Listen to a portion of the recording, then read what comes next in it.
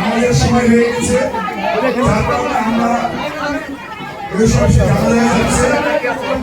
যে ভাইয়া আমরা রাজশাহীতে একটি প্রতিবন্ধী হসপিটাল করতে চাই।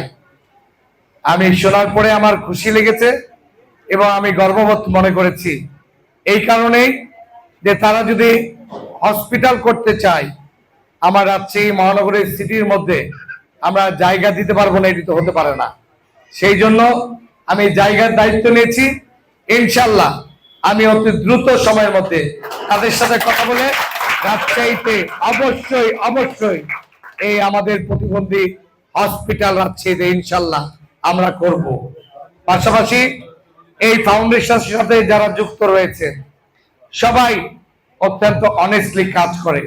আমরা বিষয়টা হলো যে বগুড়ার যারা পিপি সন্তান সকলে আমরা কাজ করেছি এই প্রতিষ্ঠানকে নিয়ে। তারা অধিকার পায় না, অথচ প্রোগ্রামে যায় এরকম লাইন ধরে লোক দেখায় লাখ লাখ টাকা হাতিয়ে নিয়ে চলে যায়।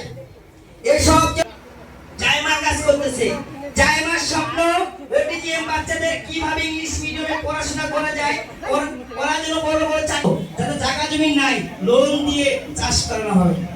কি দিয়ে? এটা ভালো কাজ না? প্রধানমন্ত্রী উদ্যোগ কি ভালো না?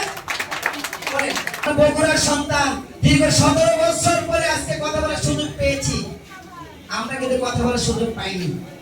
আমার কথা একটাই, কাজ প্রয়োজন হয় আলামিনকে বলবেন, আমি করে দিব। আলামিন অত্যন্ত ভালো, আর বাসায় আমি গিয়েছি, আর এলাকার প্রোগ্রাম করেছি, ওখানে দুর্যোগ চলতেছে।